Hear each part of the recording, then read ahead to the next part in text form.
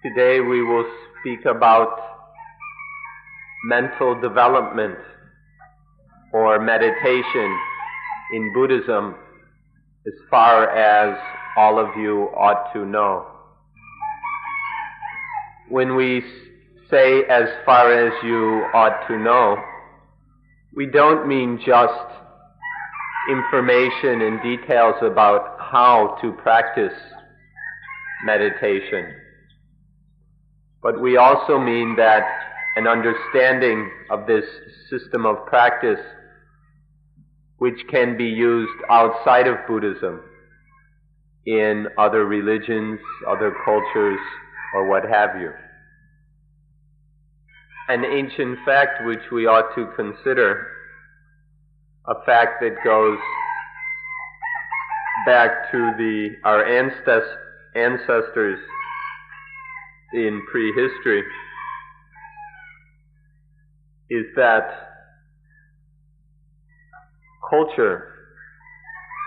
all cultures have been interrelated and interconnected in very complex ways.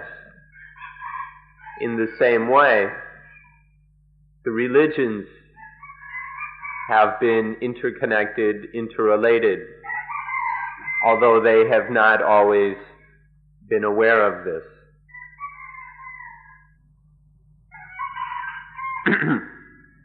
And that because of this, there's the potential or possibility of all the religions bringing their diversity together and uniting as one. A similar fact to be noted is that although individual human beings are different on the outside, different in appearance, mannerisms, personality, and so forth, on the inside they are fundamentally the same.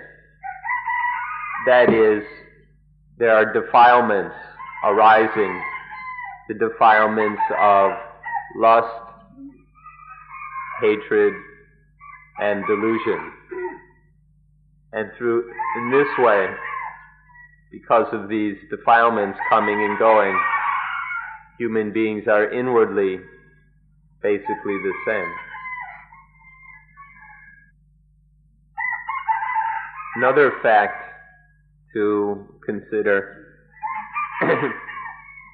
is that human beings are afraid, that in all human beings there is fear and the desire to get free of that which we fear. When this fear develops or progresses to the point that it's a fear of mental things, then there arises what we call religion. And so, when all religion is related to this basic human experience of fear, they are very, very similar. The fears arising from material problems can be solved rather easily. But the fears arising from mental problems are very profound, subtle, and most difficult to remedy. And this is the work or responsibility of religions to solve these mental problems, the fears arising due to mental problems. When these kind of mental problems exist, and there is religion to deal with them, then what we can call meditation or citta bhavana, mental development, occurs or arises in order to deal with these mental problems. When we talk about citta bhavana or mental development, we can look at this in two ways. The first is to develop the mind, to make the mind progress to higher and higher things. This is one sense of meditation.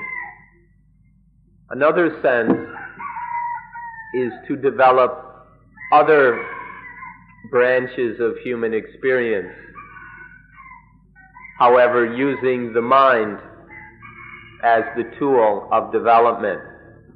So developing things through the power of mind is another way of looking at meditation. A system of mental development must depend on natural principles. When meditating, or the system of meditation cannot go against these natural principles. If we try to violate these natural laws, then we won't be successful in meditation.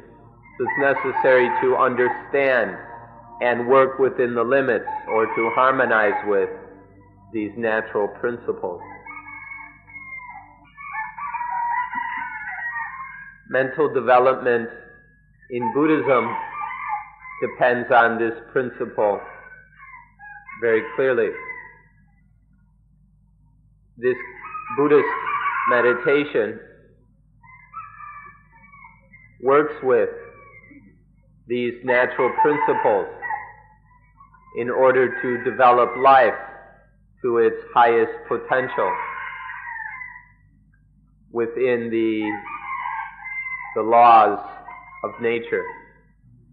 However that may be, in the end we base this meditation in the mind, in the citta. The citta can mean both mind or heart in English. Our meditation is based on the mind. This is where we do our study, our investigation, our practice is in and with, through the mind. If we do this correctly, we will experience the success and fruits of practice, which is the solving of all our mental problems, our spiritual problems, and the experiencing of true happiness. Today, my intention is to show how the Buddhist systems of mental development, or the Buddhist system of mental development, can be adapted, adjusted to other forms of culture, other forms of religion, in quite extensively, maybe not completely, but to a great extent, this adaptation is possible. Meditation requires some preparation.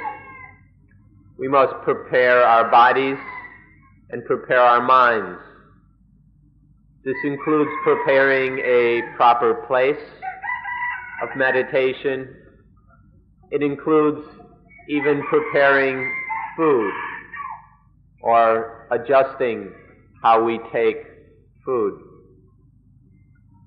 To meditate properly, we should be interested in these natural principles about preparing the body and mind for meditation. A place that is free of disturbances is appropriate for meditation. Therefore, we should try to find such a place insofar as it is possible. If we can find, we should find the most appropriate place that we are able to, without going to ridiculous extremes. Now we will speak about mental development directly. First is a general basic level of meditation for developing the mind so that it has strength and ability in carrying out its mental duties and responsibilities. We must have a mindfulness and a ready self-awareness and comprehension in our lives, which are called sati and sampajanya. And so we must have a way of developing this mindfulness in life. It is also necessary to have a right balanced effort in everything we do. So we will also develop this inner energy, the ability to put forth effort in a proper way. We have what is called the four idipata, or bases of success. These four bases of success are chanta, liya, citta, and vimamsa, which we will explain. We have ways of training so that each of these bases of success will be developed as wholly, completely, perfectly as is possible in each of our individual cases. We have a principle of practice which is to summon up and put forth energy or effort, having chanta itibata as the leader or as the dominant factor. Chanta here means satisfaction with or a healthy appetite in what we're doing. So having this satisfaction or appetite, this interest in what we're doing, basis of success, as the primary means of summoning up effort. The next is to summon up and put forth effort, having viriya itipata as the leader or dominant factor. This is putting forth effort with viriya, which is energy, which is effort itself, which is a kind of daringness, boldness of the mind. Next is to summon up and put forth energy, having citta itibata as the dominant factor. This means having intention, the intention basis of success is the primary means of summoning up and putting forth energy and effort. And then there is summoning up and putting forth effort with vimamsa itibata as the dominant or leading factor. This vimamsa means to investigation, examination, scrutiny. This is where the effort and power of mind is generated. So if we develop all four of these bases of success, if we learn to develop and strengthen chanta, which is a satisfaction with, an appetite for the duties that we must carry out.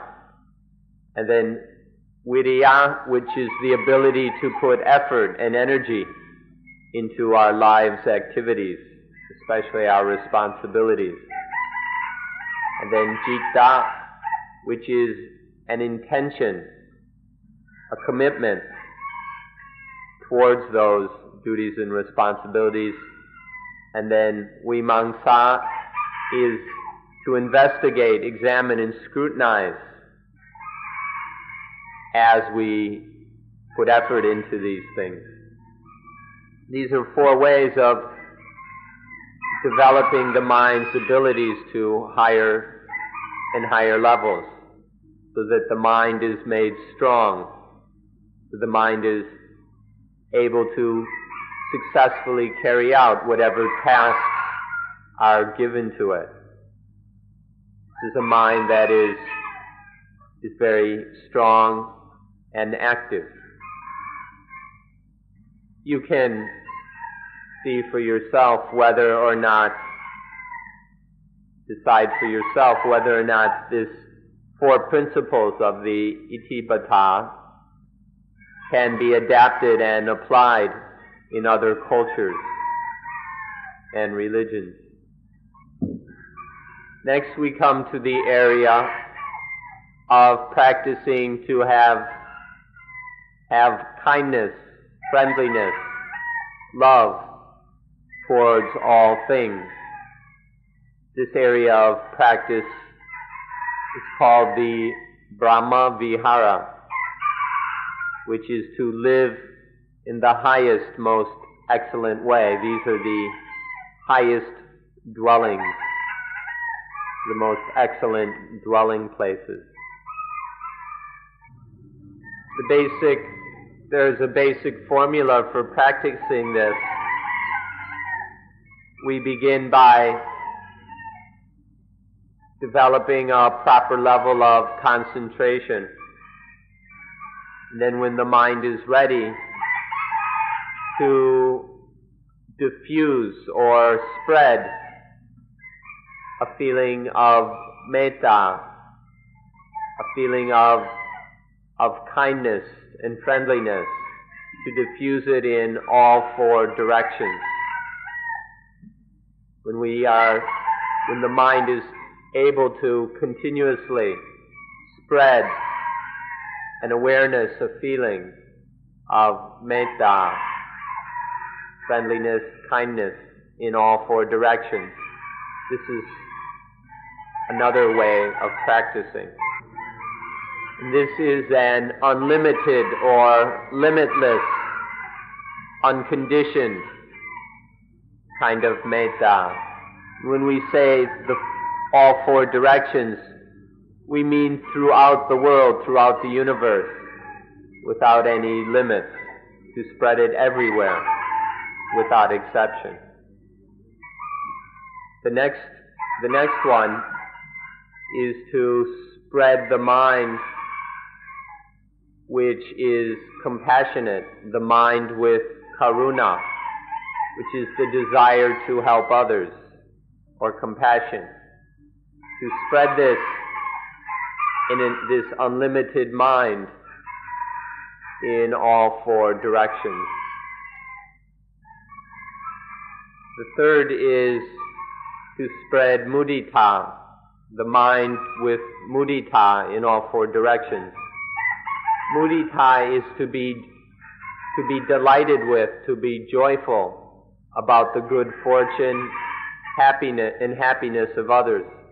When someone is successful at something, mudita is to feel joy at their success, to be delighted, to appreciate it, to want to congratulate them. To spread this feeling, the mind which feels mudita in all directions, is the third aspect. Mudita can also mean sympathy towards all beings, all creatures. A sympathy towards being sensitive to the reality of others, a gentleness that allows us to be sensitive to others is also included in mudita. The fourth is upekkha.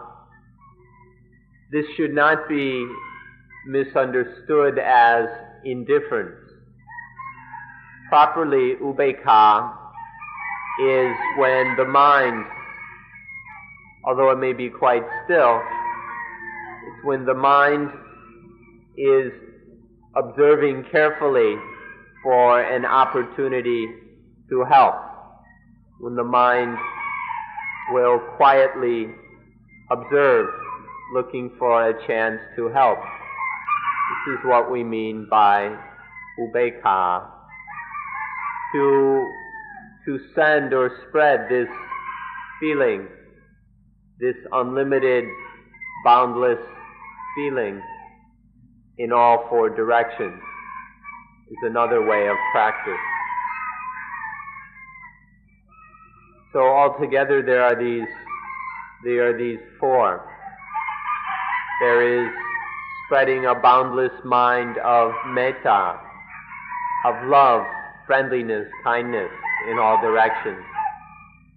Spreading a boundless mind of karuna, the desire, the heartfelt desire to help, to sacrifice for others, to serve.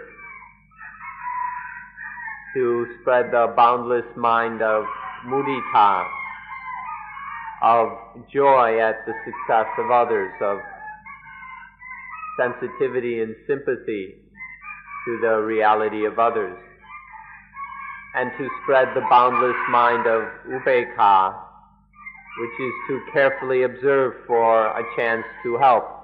When we can't yet help, one quietly watches, waiting, looking intently for the opportunity to help.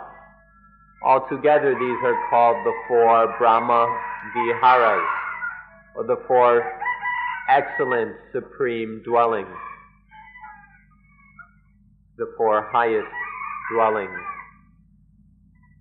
This is a way, altogether this is another way of meditating in Buddhism. You were all able to see for yourselves whether or not this principle of the four Brahma Viharas can be adapted, applied, and practiced in other cultures, in other religions. Now we come to the form of meditation, or the meditation practice, which is the heart or essence of Buddhism. The essential meditation in Buddhism is practice which leads to the destruction of selfishness, a practice whereby the defilements, the greed, anger, and delusion, which are the forms of selfishness, a practice wherein these are destroyed. This is the essential practice of Buddhism, one that destroys, that burns up the defilements. There are two basic forms of religion. A basic difference between these two kinds or groups of religions is that there are many religions which teach that there is a self or a soul, that there is some self or soul. And then there are other religions which teach that in fact there's nothing that actually exists which can properly be called a self or soul. So there are these two basic forms religions take. Nonetheless, each faces the same problem of how to teach people to destroy to overcome selfishness. Even if one believes in a self, one must restrain that so that no selfishness occurs.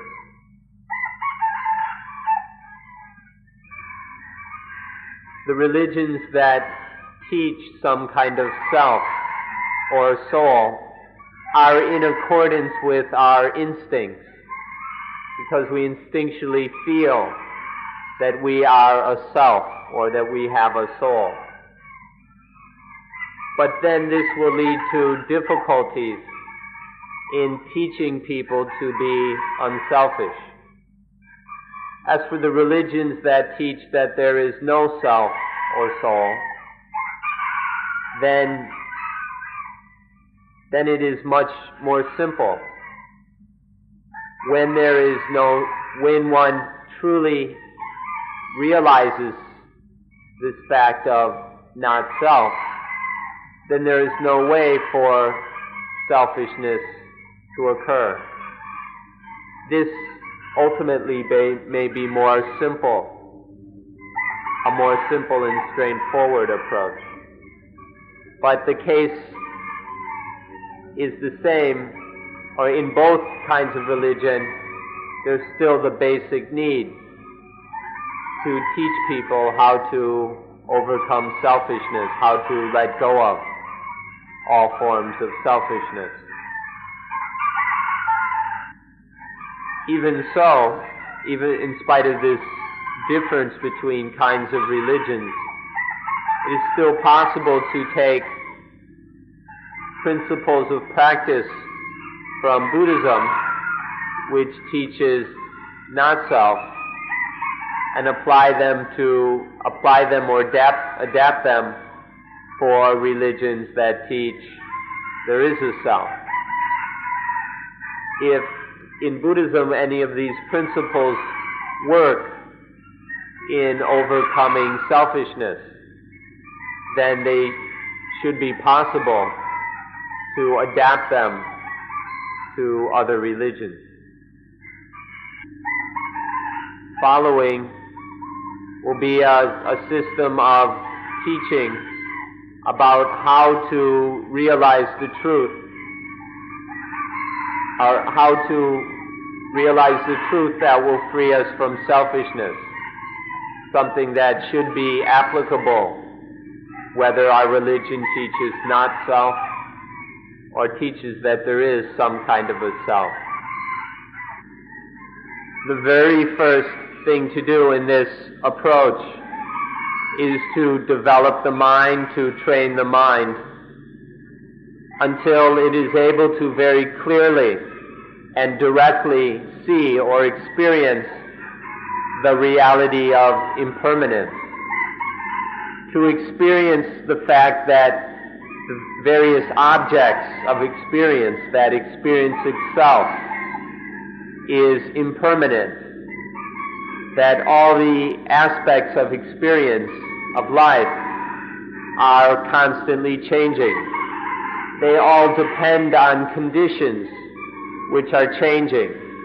The conditions change, and then the realities based on those conditions are changing. We can say it's all a flow, that everything is flowing.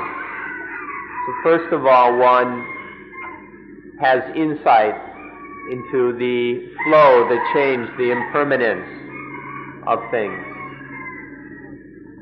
The realization of the fact of impermanence can eliminate certain levels of selfishness in itself, but it won't eliminate them all, so we must practice further. Next, following then, is to see that our lives, that life is bound up with these impermanent things. To see that how much life is bound up and dependent upon things which don't last, which are always changing, reveals the difficulty of coping with all these things, the difficultness of life, that it's the unsatisfactoriness of these experiences.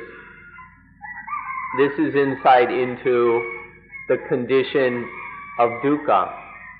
Dukkha means hard to endure or difficult to bear. And this which means unsatisfying, unsatisfactory, as well as ugly. There's things which are hard to endure, which are unsatisfying, have a sort of ugliness to them. To have insight into this condition or characteristic of things is the next level. Seeing this condition of dukkha in all impermanent things can further destroy or eliminate more levels of selfishness, but it won't eliminate them all. Thus, it is necessary to continue practicing. The next level is the mental development which leads to seeing the fact that all things are not self, that there is nothing which should be regarded as being a self or having a self. The feeling or concept of self is a trick or illusion of nature. Or we can say that the mind is tricked, is deceived by things into taking them as selves or as having selves. For example, when through the nervous system we feel or experience something, we don't conceive of it as being just the nervous system feels, the nervous system experiences. We always take it to be I feel, I experience. Or when there is love, it is never seen that there is love, just that there is love, or that the mind loves. It's always taken to be I love. The same with anger. Anger is not seen as just an aspect or activity of the mind. It's always taken to be I am angry, my anger, I am anger. This is a trick or an illusion of this sensual world. Leads us to take things in this I and my way. But in fact, it's an illusion. These things are not really me or mine. It may seem that we're doing them or experiencing them, but there is just the doing, just the experience. The we, the I, is an illusion. Once there is the concept of self, there arises the concept of self, or the things belonging to self. In Thai, this is expressed quite easily with the word duagu and kongu. Duagu is something like ego, the crudest and ugliest manifestation of this sense of I. Once this ego appears, then it's inevitable. One can't help but feel towards things that they are mine, or they belong to ego, to this ego. So everything related to the ego, connected to the ego, is considered as belonging to the ego, whether they're positive or negative. The ego considers them as mine. So this feeling of me following from the sense of me, there inevitably arises the second one, the mind, and the concepts that go with them. This, however, is just a further development of illusion. This sense of or concept of egos belonging to ego, or egoism, is very subtle and extensive, goes very deep. Inwardly, it expresses itself in taking life to be mine. This is my life. This life belongs to ego. When in fact it belongs to nature. This life belongs to nature. But inwardly we regard it as being mine, my life. Externally, it takes many forms regarding my wife, my children, my husband, my home, my wealth, my possessions, my job, my country, and so on. So it spreads quite extensively to all aspects of life. Although these things are just nature and belong to nature, due to ego claims them all to be mine.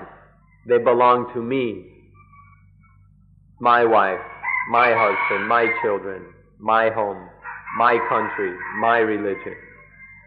And so this sense of mine, this egoism, is very deep, can be very refined, very coarse. It's extensive, reaching out throughout the universe. In order to eliminate all selfishness, we must eliminate this feeling or these concepts of ego and egoism, or things belonging to ego.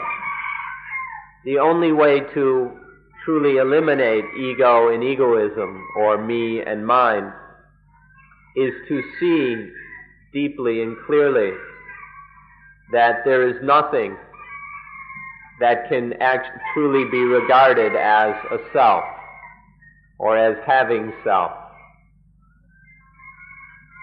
To see this clearly, then there is no way that the sense of self, of me and mine, the concepts of me and mine, can arise. Other religions are likely to have different ways, or their own other ways of eliminating and getting rid of selfishness. But in Buddhism, this is done by examining life deeply in order to see the truth, the natural fact that all these things just belong to nature, that we borrow them from nature, but that none of them are actually self. None of them are actually me or mine. Although the profound understanding of not self is able to decrease and eliminate all selfishness, there are still some things, some insights or some aspects of knowledge which we ought to know as well. When there is this penetration of the fact of impermanence, unsatisfactoriness, and not self, then if this is seen truly, the mind realizes that this is just the way things are. Nature is just this way. This is the naturalness, the natural way of nature. This is just how things are in this world. This follows upon the first insight. This fact that nature is just like this naturalness of the way things are, is called Dhammatitata. If we go look into this further, by the way, when we say the natural way of things, this means expressly that things are impermanent, unsatisfying, and not self. Then looking more deeply into this, one will understand why things must be this way. One sees that there is natural law which controls things or which oversees everything. And due to this natural law, things are just this way. This is called the orderliness of nature, or Dhamma Niyamata. This natural law which controls everything, which oversees, which has power over everything. In some religions and cultures, this might be called God, because God is seen as overseeing everything, as controlling, creating and controlling all things. But in Buddhism, this is just called the natural law, or the Dhamma Niyamata. We can call this natural law, can be called God if we wish. We ought to, open-mindedly observe that God is said to have power over everything, to be able to control things, and that God is what makes everything the way they are. The same can be said of the natural law. Everything is the way it is because of the natural law. It's the natural law that controls everything and the way things are. So each, in order to be open-minded towards each other's religions, we need to observe that there's, in these different words, God and law, or natural law, there are these comparative functions or attributes. And so we can call, when we talk of God, one should observe that it's possible to speak of a non-personal God, a God that controls everything, but which is not a person, such as the law of nature. We shouldn't just have a personal God. We should also understand that we can speak of a non-personal God. In this way, we will be capable of understanding each other. The law of nature forces everything to follow the law of nature, which means that everything must depend upon causes and conditions. All things are interdependent with other things. So everything exists according to causes and conditions. This fact is called itapajayata, which can be translated the conditionality of all things in this universe. When we see all of these facts, that this is just how things are, that this is the natural law, and that the natural law is the conditionality of nature and everything within nature, then there is the insight which can be expressed in one simple, single word, tathata, tathata, the suchness or thusness of everything. Things are just like this. They're just such, merely thus. We call this tathata, the thusness or suchness.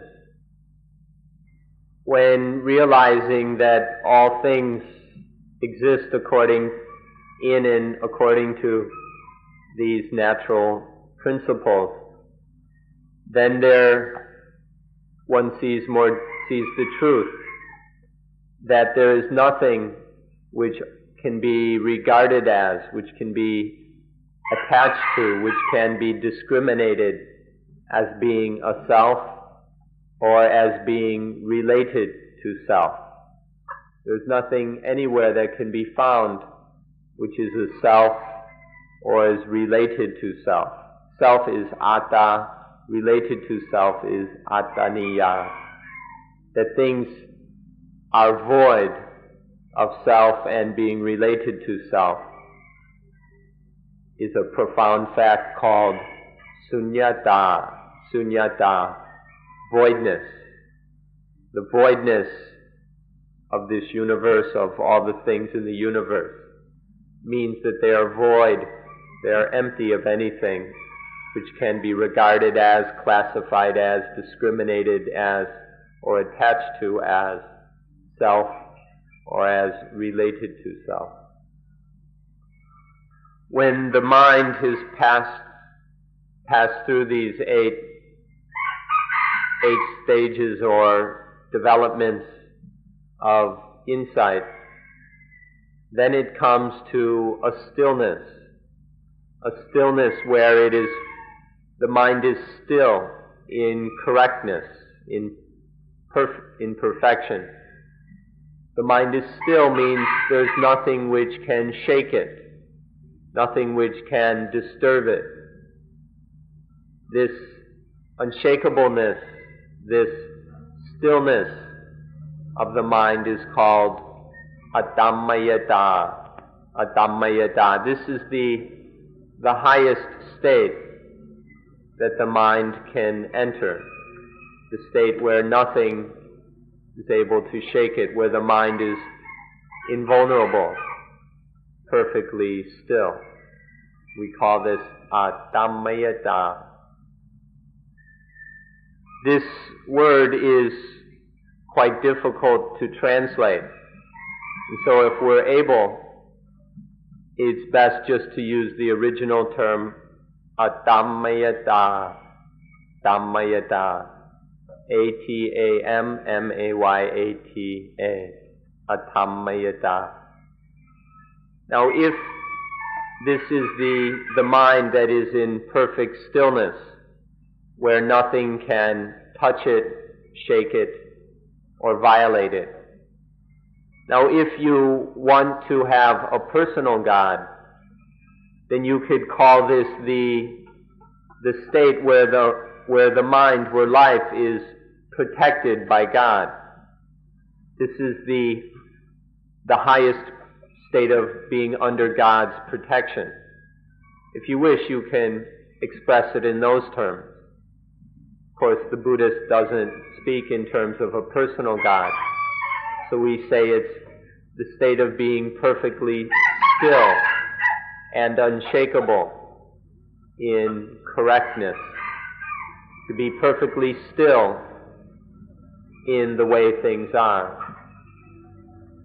Now, if you wanted to explain this to children, you could call it spiritual equilibrium or spiritual balance.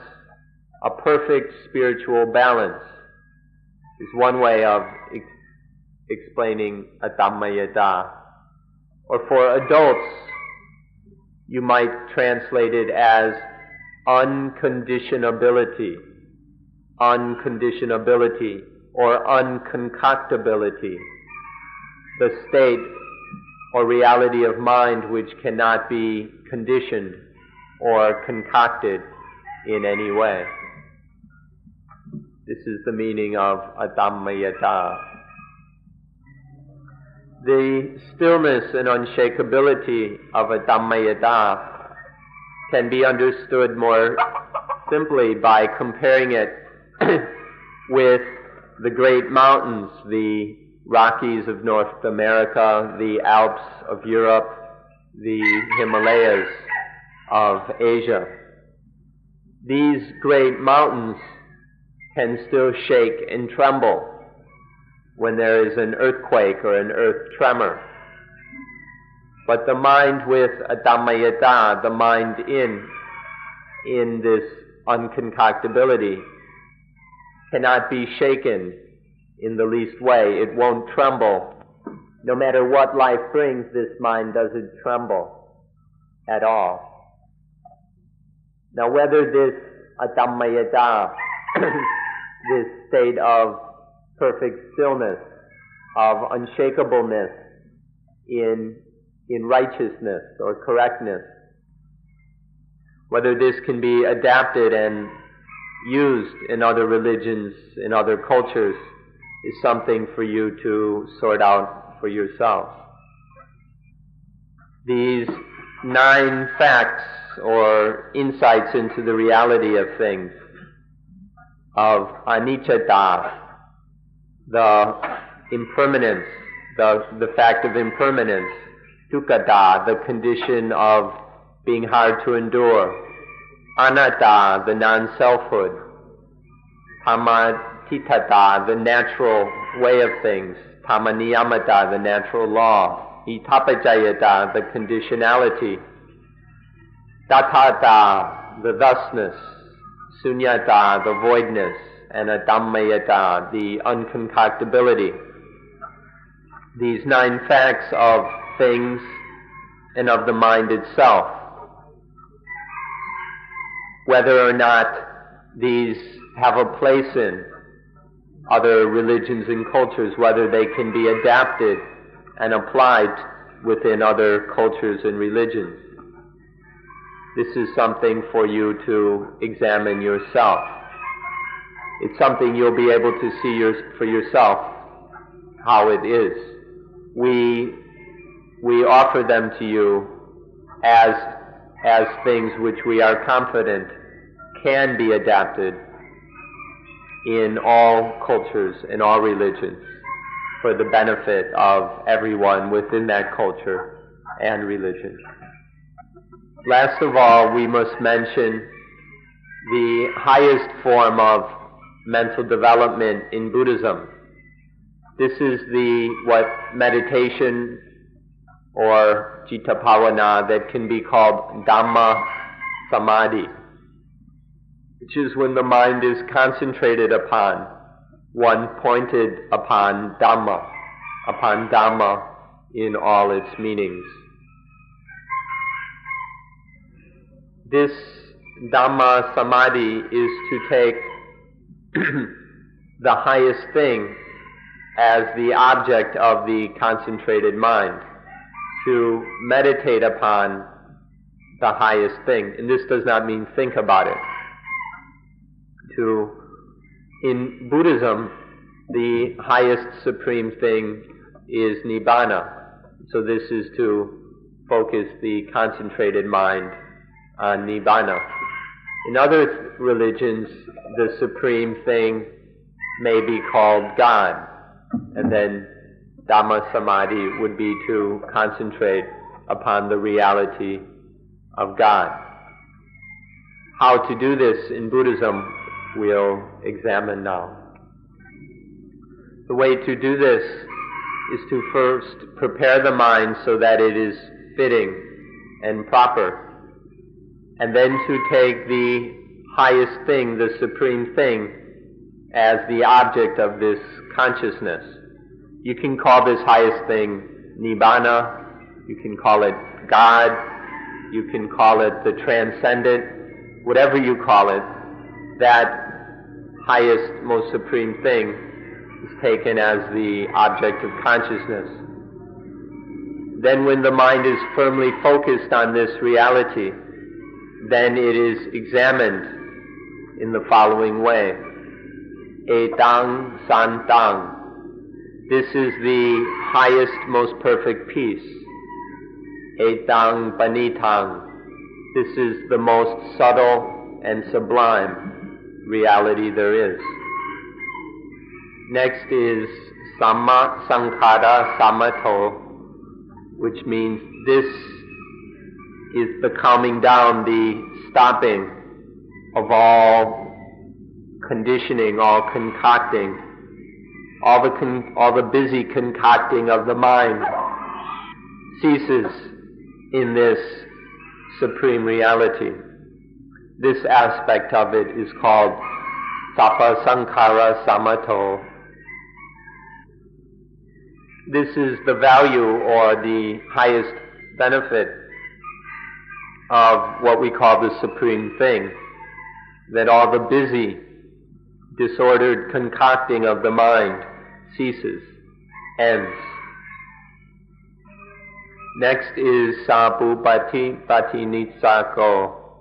Sabupati Patinitsako, which means that we throw away everything that is heavy. We toss away all burdens from life. This unburdening of life, tossing away all the heaviness of life, is called Sabupati Patinitsako. In short, the highest supreme thing that we have realized has caused all these burdens, all these heavy things to fall away. Next is Danhakayo, which means to end desire, the end of desire, the end of thirst, of hunger, of all wishes and wants. All desires cease. And then one is satisfied or gratified, not by satisfying desires, but because all desire is ended. This is the highest wealth or property of the highest of the supreme thing, that in it all desire ends, which is called Tanha Kayo. Following is Virako, which literally means fading away. It means that the mind is not bound up by or tied up with anything. The mind no longer attaches to anything, and nothing is attached to it. All attachment, all bonds have faded away. This is called Virako. The next is called Nirodho, which is perfect quenching. Quenching with nothing left over. All the fires that have been ignited in life are thoroughly quenched. There's no more heat left. All these fires have been put out.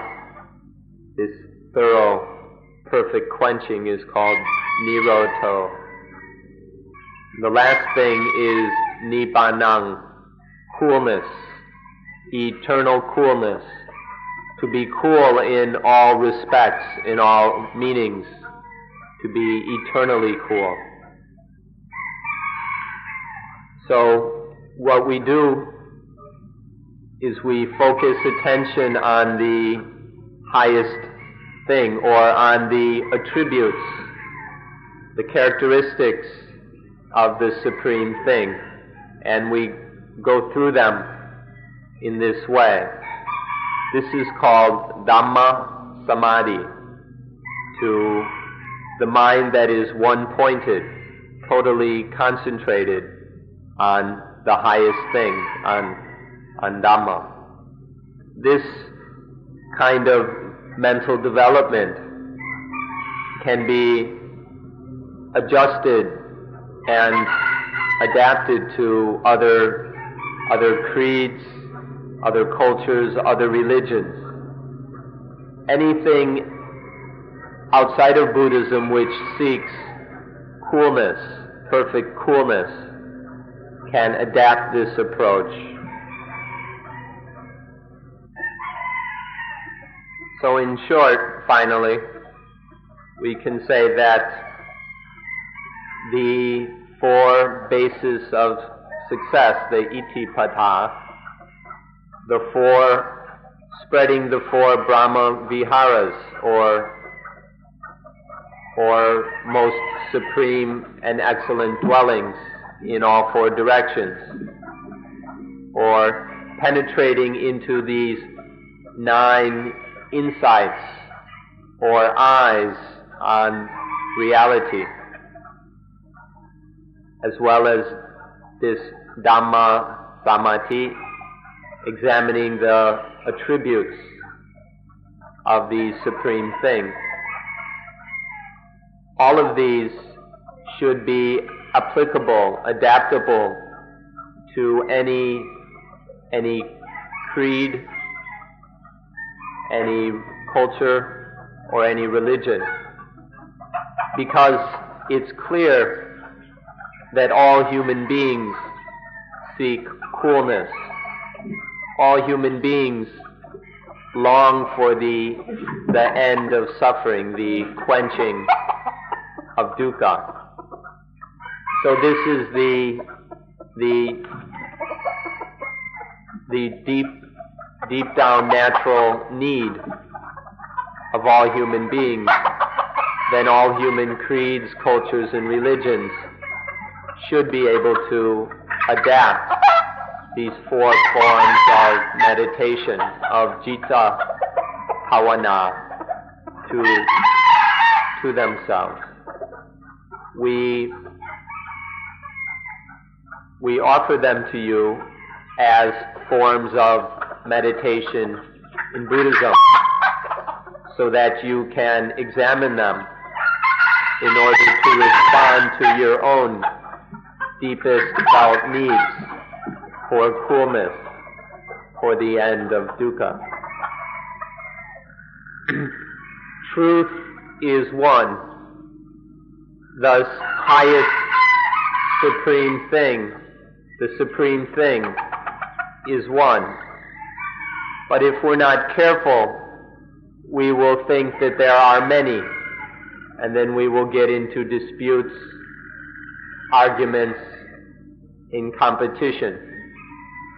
So please be very careful to practice your own religion, that each of us may realize the one truth, the one supreme thing, so that we need not argue about it, need not compete. And so may we all benefit from citta bhavana, or mental development, as we have discussed today, so that through developing the mind, through meditation or prayer, if you will, we can all realize the one truth as the one supreme thing. So we have examined, reflected upon the supreme truth, the supreme thing, and we must ask your forgiveness for taking so long to do so. We thank you for your interest in walking here and enduring, in order that we all can deepen our understanding of the supreme truth, the supreme thing, so that all of us can practice in order to realize this supreme highest truth. We've considered these things so that all of us may adapt and apply them to our own lives, to our work, so that we can all be more successful in them and help to bring peace, help to manifest peace in this world. So thank you once again, and we wish you the greatest success in this endeavor. This this ends today's talk.